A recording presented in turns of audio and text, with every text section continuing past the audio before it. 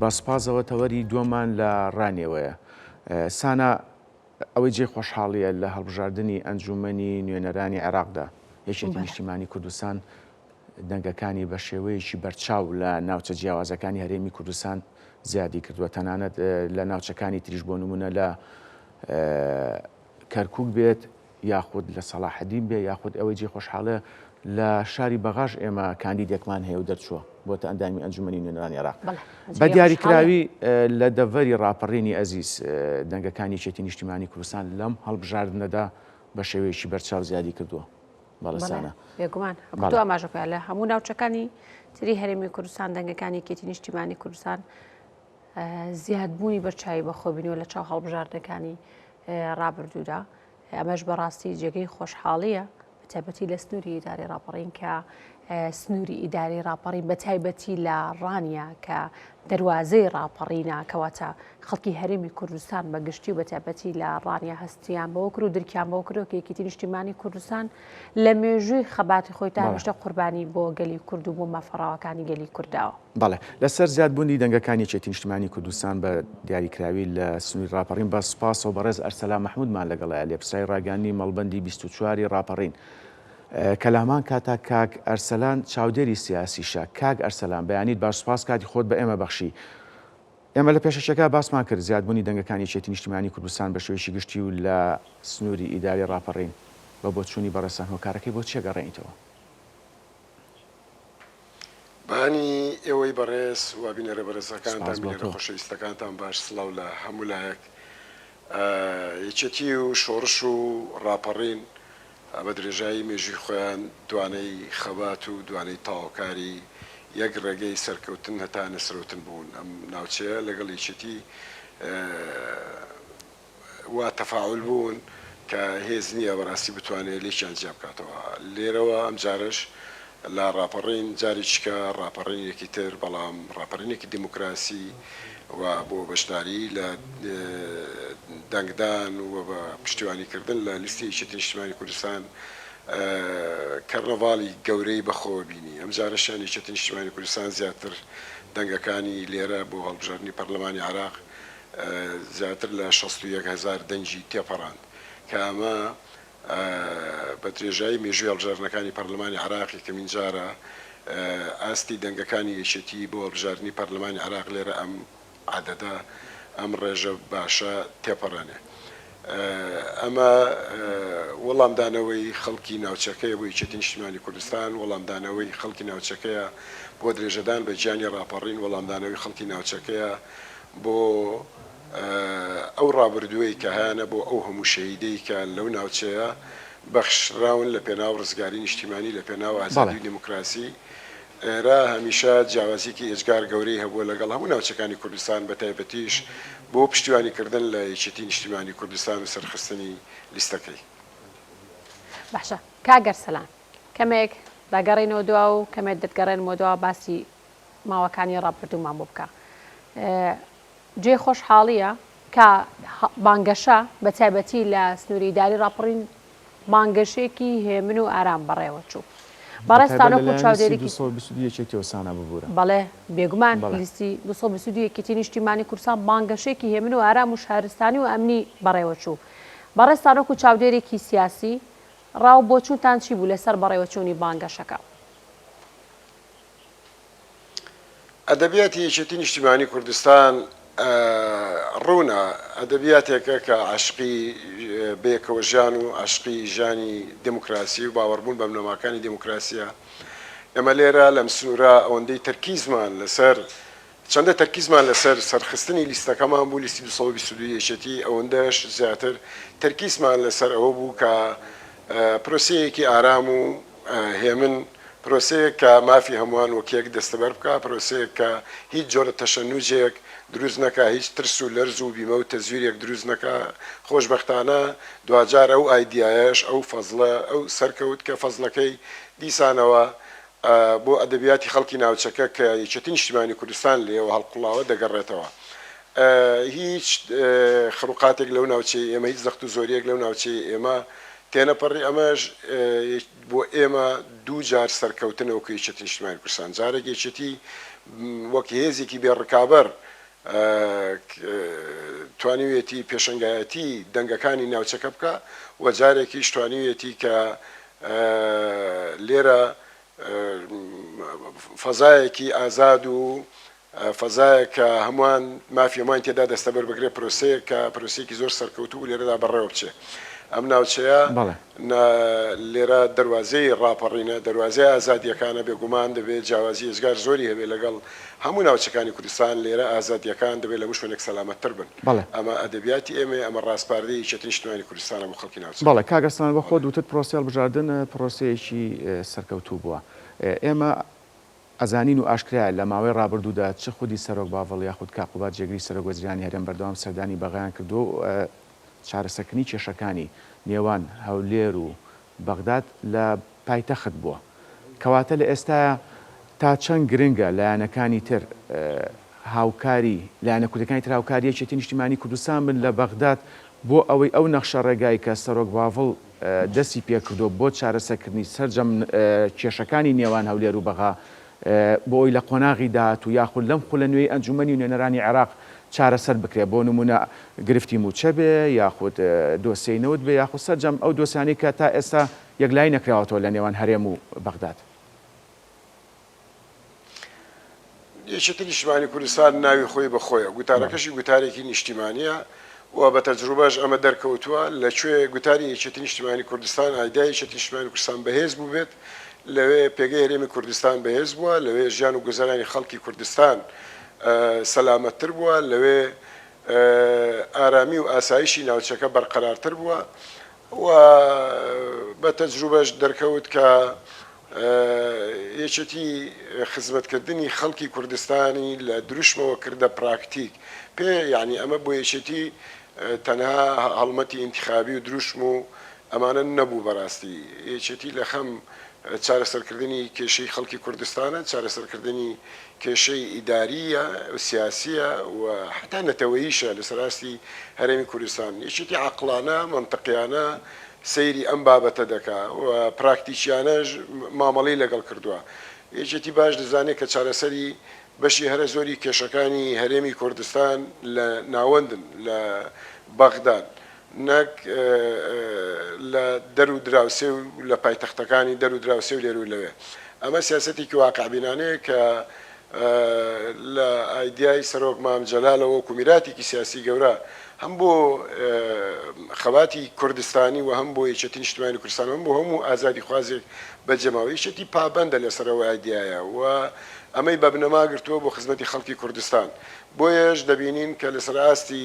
سەرۆکی یەکێتی نیشتیمانی کوردستان و لەسەر ئاستی جەنابی کاقوبات وەکو جێگری سەرۆک وەزیرانی نێردەی یەکێتی نیشتیمانی کوردستان بەدەیانجار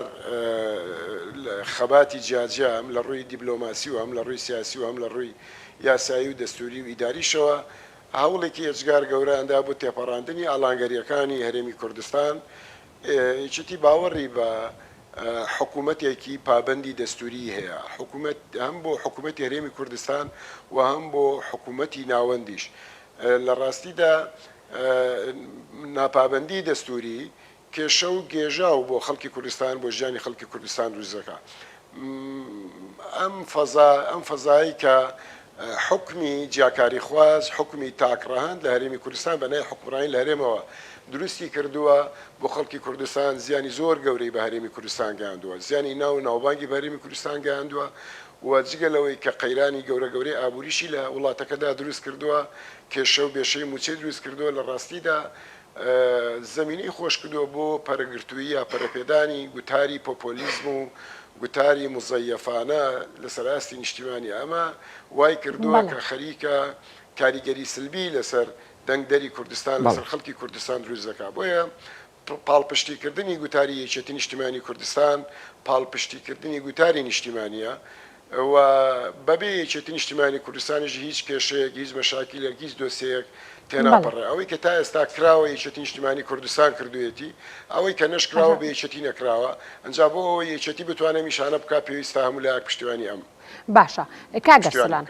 لە سنووری ئیدارەی راپەڕین هەڵبژاردن بۆ هەڵبژاردن یەکێتی نیشتیمانی کوردستان سەرکەوتنی بەرچاوی بەخۆی و بینیوە دەنگەکانی زیادی کردەوە مەجگەلەوەی خەڵکی سنووری ئیدارەی راپەڕین خۆیان هاوکارێکی زۆر باش بوون بۆ سەرکەوتنی لایەنگران و کاندیدان و هەروەها ئەندامانی یەکێتی نیشتیمانی کوردستان لە ناوچەکانی تر. ئەمە سەلمێنەری ئەوە نییە کە خەڵکی سنووری ئیدارەی راپەڕین بە گشتی متمانی تەواویان بە یەکێتی نیشتیمانی کوردستانی یاخود ئەم پرۆسەیە بە گشتی چۆن هەڵدەسەنگێنی؟ لە سەرەتای قسەکانم باسی ئەوم کرد کە خەڵکی ناوچەکە لەگەڵ یەکێتی تەفاعولێکی مێژووی دوور و درێژیان هەیە بەیەکەوە ئێرە ناوەندی سەرکردایەتی شۆڕژ بووە ئێرە ناوەندی قەراراتی سیاسی بووە ئێرە دەواازەی ڕاپەڕینە ئێرە چەقی دروستکردنی بڕیارە گەورەکان و گۆڕانکاریە قورسەکانە لێرەوە بڕیاری هەڵوەشانەوەی حکمی تاگڕاندیدرا لێرەوە بڕیاری دەرکردنی یەکجارێکی ڕژێمی بەعزرا لێرەوە کەرنەڤاڵی گەورە گەورەی جەماوەری و پشتیوانی گەورەی جەماوەری بۆ پارچەکانی تری کوردستان بۆ خەباتی نیشتیمانی لێدراوە خەڵکی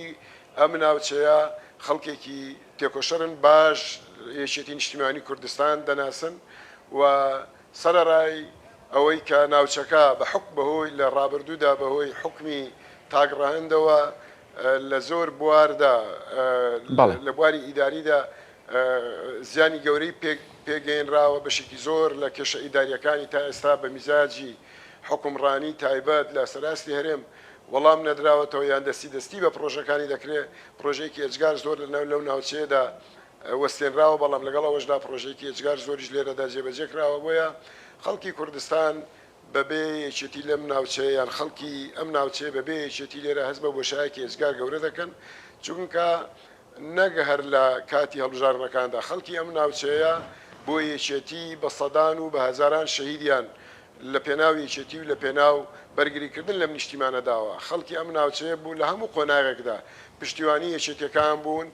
ئەو ئازادی و ئەو کەشە ئارام و هێمنەی کە لە ناوچەکەشدا هەیە ئێمە وەکو یەکێتی بە فەزلی خۆمانی نازانین چکە پێمان وایە یەکێتی خۆی زادەی خەڵکی ناوچەکەیە بۆیە ئەمە بە هونەری خەڵکی ناوچەکە دەزانین و ئەمە بە فەزلی خەڵکی ناوچەکە دەزانین و بەڵێ نیشمان وایە کە باشتر خزمەتی خەڵکی ئەم دەڤەرە بکەین چ لە ڕووی سیاسی چ لە ڕووی فەرەنگی و چ لە ڕووی ئیداریشەوە بە تایبەتی و لە ڕووی پەرەپێدانی خزمەت گوزاریەکانیشەوە. باشە کاگەرسەلان من هەر لەسەر بابەتی متمانەی هاوڵاتیان بە یەکێتی نیشتیمانی کوردستان ئەمێنمەوە ئاشکرا یەکێتی نیشتیمانی کوردستان خودی سەرۆک باوەڵ تەنانەت کاقوبات جێگری سەرۆک وەزیرانی هەرێم بەردەوام بایەخیان بە سەرجەم سێکتەرە جیاوازەکان ناوە لە هەرێمی کوردستان بەبێ جیاوازی خوێندی باڵا پەروەردە تەندروستی جێبەجێکردنی پرۆژە خزمەت گوزاریەکان بۆ نمونە لە ڕاپەڕین بێت یاخود لە گەرمیان بێت لە سلێمانی بێت لە هەڵەبجە بێت بەبێ جیاوازی ئەمە تا چەند کاریگەری هەبوو بۆ ئەوی هاوڵاتیان متمانی زیاتریان بێچێتی نیشتیمانی کوردستان هەبێت و بۆ نمونە لە سنووری داری ڕاپەڕین کە دەنگەکان یەکێتی نیشتیمانی کوردستان بە دیاریکراوی لە هەڵبژاردننی ئەنجومەنی نوێنەرانی عێراقدا زیاد بکات. لێرە پرۆژەگەلێکی ئەجگار زۆر لێرە لەم ناوچەیە جێبەجێکراون بەڵام ئەومانای ئەوە نییە کە لە ئاستی پێویستی خەبات و تێکۆشان و قوربانیدانی خەڵکی ناوچەکەدا بن ئەمە لێرە وەکو ماڵباند مدعین یا با بڵێم ئێمە خۆمان بە بەرپرسیار دەزانین بۆ بەدواداچوون و بۆ پێشخستنی ڕەوشی خزمەت گوزاری لە ناوچەکەدا ڕەوشی یاری لە ناوچەکەدا لە 2 ساڵی ڕابردوودا بە پشتیوانی ڕاستەوە خۆی جەنابی کاقوبات ئیدارەی ناوچەکە توانیویەتی بەشێکی زۆر لە پرۆژە وەستاوەکان لەم ناوچەیەدا ببوژێنێتەوە توانیویەتی بەشێکی زۆر لە پرۆژەی نوێ لێرە جێبەجێ بکرێ هەموو پرۆژانەی کە لێرە لە بواری جیاجیا لە بواری کشتتوکاڵی لە بواری ئیداری لە بواری گەشتیاری و لە بواری خەدەماتی تریشدا ئەوەی کە کراوە لێرە هەمووی بە اقتصادی ناوچەکە بە ئیمکانەتی ناوچەکە لەسەر پێشنیاری ئیدارەی ناوچەکە لێرە لەم سنووردا جێبەجێ کراوە بەڵام لە ڕاستیدا ئەمە لە ئاستی تەموحی ئەمە وەکو مەڵباند نە لە ئاستی تەموحی ئیدارەی ناوچەکەشە بەڵام بۆیە داوامان لە کاقوبات و داوامان لە تیمی خۆمانە لە حکوومەتێرێم لە نوێنەرەکانمان لە پەرلەمانی کوردستان و لە پەرلەمانی عێراق کە باشتر خزمەتی ئەم ناوچێ بکەن چونکە هەرچی بۆ ئەو ناوچەیە بکرێ هێشتا نەمانتوانیوە ئەو وەڵامە پێویستەی بدەینەوە کە خۆمان بە شایانی خەڵکی منتیقەکە و دەڤەرەکەمانی دەزانین بەدڵنیاییەوە کاریگەری ڕاستە و خۆی باشە کاگەر سەلان بەڕێز تاوەکو لێپسرای ڕاگەاندی مەڵبەندی 24 لە ڕاپەڕین چ پامێکتان هەیە بۆ خەڵکو و لایەنگران و هەروەها ئەوانەی کە لە ئەندامانی یەکێتی نیشتیمانی کوردستانن. لێرەوە ئێمە زۆر سپاسی هەموو چین و توێژە کۆمەڵایەتیەکان دەکەین هەر لە پێشمەرگا کۆمەڵەکانی پێشمەرگا زیندانیانی سیاسی ڕێخستنە دێرینەکان کەمەندامانی سەنگەر مامۆستایان زانانی ئاینی بەڕێز پێکاتە کۆمەڵایەتی جیاوازەکان وەرزشەوانان و نەرمەندان هەموو چین و توێژە جیاوازەکان بە ناوی مەڵبەندەوە سپاسێکی بێپایان باڕاستە یەک بەیەکیان دەکەین بۆ ئەو فەزلە گەورەی بۆ ئەو پشتیوانیە زۆرەی کە لە یەکێتی نیشتیمانی کوردستانیان کرد کە لە لیستی 222 یەکێتیان کرد لە ناوچەکەدا دیسانەوە سەلماندیانەوە کە ئەوان هەمیشە کادیرەیان تێکۆشەرە سەنگەرە سەنگینەکەی یەکێتی نیشتیمانی کوردستانن لێرە ئەمە ئەرکی یەکێتی نیشتیمانی کوردستانی گەورەتر کردووە قورستر کردووە و دەبێت یەکێتی نیشتیمانی کوردستان لە ئاستی وەڵامدانەوەی ئەو پشتیوانە گەورەی کۆمەڵانی خەڵکی دەڤەرەکەمان بێت. بەڵێ بەڕێز ئەرسەلان مەحموود چاودێری سیاسی و لە ئەما کادا لێپسراوی ڕاگەاندی مەڵبەندی 24 یەکێتی نیشتیمانی کوردستان لە ڕاپەڕین سپاس کە لە سنووری ڕاپەڕین لەگەڵمان بوون و سەرکەوتوبوونەوە کەمیشە.